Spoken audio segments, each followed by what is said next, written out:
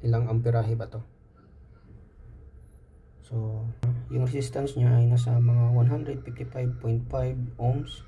Kita natin ng ohms law, C over current times resistance.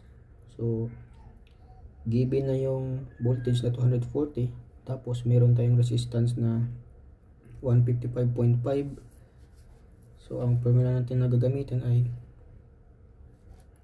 current equals voltage divided by resistance. Voltage natin ay 240 divided by natin sa 155.5 na resistance. So ang current pala nito ay 1.54. So check natin actual, tingnan natin kung tama pa. 1.5 or 1.51 amperes. Okay.